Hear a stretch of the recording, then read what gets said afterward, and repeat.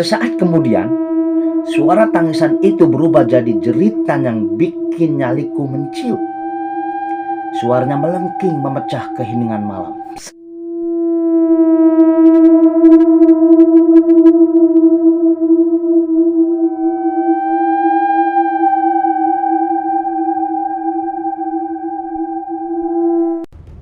Assalamualaikum warahmatullahi wabarakatuh. Sebelumnya Kang Yayu sedulur kabeh, jumpa lagi di channel saya Hasan Santoso. Cerita kali ini terkait cerita yang diambil dari Kumparan yang diceritakan oleh Elvin Kristo Iskandar. Ini adalah cerita horor pengalaman mencekam melewati jalur angker. Cerita horor yang tidak akan pernah aku lupakan. Aku tak pernah membayangkan seandainya perjalananku ketika itu menjadi perjalanan panjang yang tak berujung di jalur angker. Ya. Tepatnya pada tanggal 1 Mei 2017 silam, sekiranya pukul 10 malam, ketika kulihat jam di layar gawaiku, mobil yang ayah kendarai bersamaku tengah melaju dalam perjalanan di jalur Solok menuju Padang. Malam itu udara di luar sangat dingin, jalanan sangat sepi, gelap, tidak ada lampu penerangan sepanjang jalan, hanya cahaya lampu mobil yang kita tumpangi yang memecah kegelapan. Aku yang tadinya ingin beristirahat sejenak menjadi takut untuk membiarkan ayah menyetir sendiri. Ditambah di luar hujan mulai turun. Ayah cukup sulit untuk melihat situasi jalanan saat malam hari. Apalagi ditambah guyuran hujan. Selain karena penglihatannya yang mulai kurang jelas, tentunya karena memang tidak ada pencahayaan lampu jalanan sama sekali. Kubuka gawaiku untuk melihat Google Map. Sementara di luar hujan turun kian deras. Ayah beberapa kali melihat kaca spion mobil seperti memastikan ada kendaraan lain yang melintas di jalanan ini. Namun nihil. Malam itu benar-benar sepi mencekam. Pepohonan di kiri kanan jalan seolah membawa perjalanan kami semakin dalam menuju kegelapan.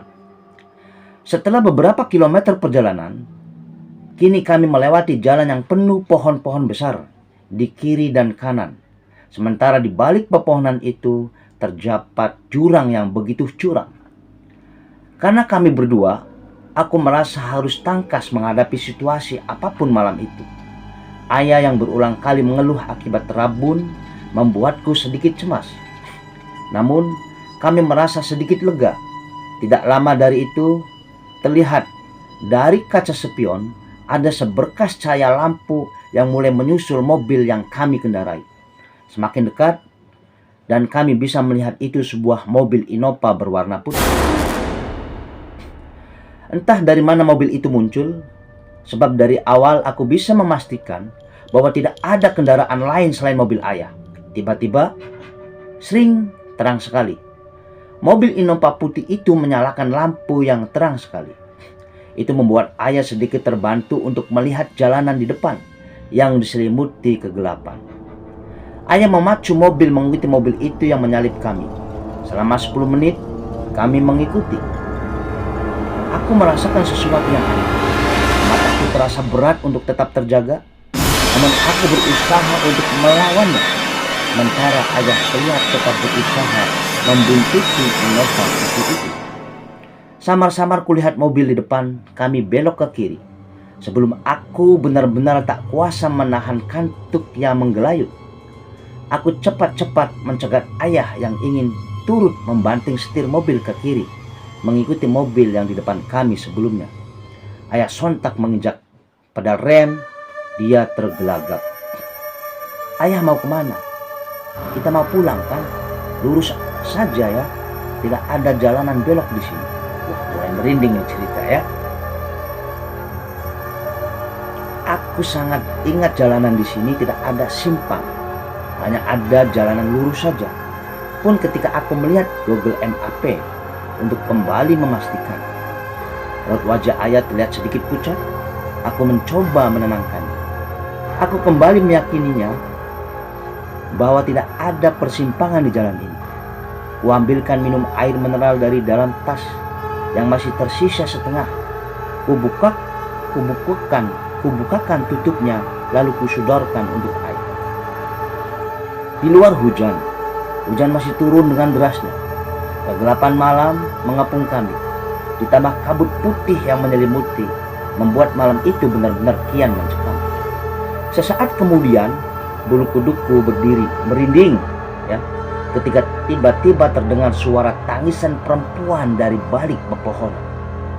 Dan ini semakin merinding, dan di belakang saya pun terasa merinding juga ini. Sesaat kemudian, suara tangisan itu berubah jadi jeritan yang bikin nyaliku menciut. Suaranya melengking memecah keheningan malam. Semakin merinding. Kang Yaya sedulur kabeh.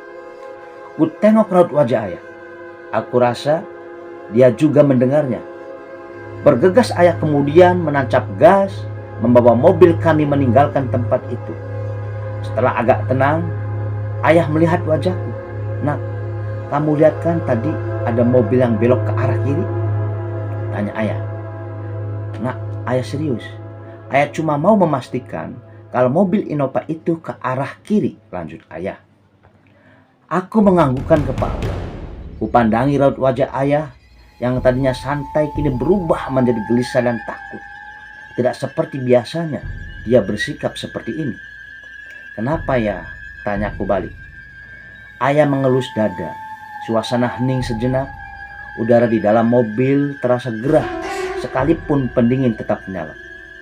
Suara jeritan perempuan yang masih terngiang memicu detak jantungku hingga tubuhku terasa panas dingin. Jalanan di sini angker, kata ayah. Setelah beberapa saat diam, di sebelah kiri kita tadi itu jurang. Ayah tahu itu, tapi ayah tidak tahu kenapa ingin mengikuti mobil itu.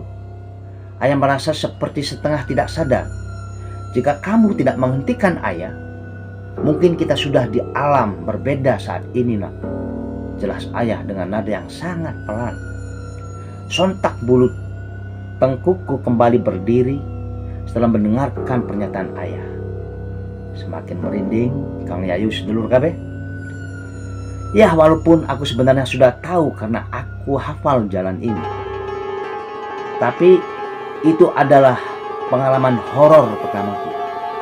Aku belum pernah mengalami hal menyeramkan semacam ini sebelumnya. Ayah, tapi tadi aku juga melihat seperti ada jalan lain. Tetapi jalan itu pendek seperti terpotong jelas. Iya, itu hanya khayalan. Mobil Innova yang entah betulan atau bukan itu seolah sengaja membuat kita nyaman. Seakan-akan memimpin jalan mobil kita untuk menuju perjalanan panjang tanpa ujung dan kematian. Aku sangat bersyukur, aku merasa Tuhan masih menyayangiku. Dan ayah pada malam itu, jujur, tidak ada yang bisa aku ungkapkan pada malam itu. Ayah juga menceritakan bahwasanya jalanan yang tadi kita lalui adalah jalanan angker. Setelah aku cari tahu, memang benar jalanan dari Solok menuju Padang itu dikenal angker. Konon sudah banyak memakan korban. Korban di sana rata-rata sepasang kekasih atau perempuan dan laki-laki. Adapun kasus seperti masuk jurang, kecelakaan, nggak hilang kendaraan dilahap oleh jalanan yang baru saja aku dan ayahku lewati. Mulai hari itu, aku tidak pernah mau dan tidur ketika dalam perjalanan. Sebab traumaku malam itu, jalanan dari Solok menuju Padang memang melewati hutan yang di kiri kanannya terdapat tebing dan juga jurang dalam. Selama perjalanan tidak ada tikungan maupun simpang, jadi hanya jalanan lurus. Jadi itulah sebenarnya tidak ada jalan persimpangan maupun belok ke kiri ataupun belok ke kanan. Sebenarnya jalan itu lurus. Jadi itu hanya makhluk goib ya, berarti mobil ini yang mengantarkan, yang bisa membuat terlena dan akhirnya kita bisa terbawa ke sana. Jadi itu saja yang dapat saya sampaikan, Kang Yayu sedulur KB. Cerita ini memang luar biasa dan membuat pastinya bulu kuduk kita merinding ya. Cukup sekian, terima kasih. Wassalamualaikum warahmatullahi wabarakatuh.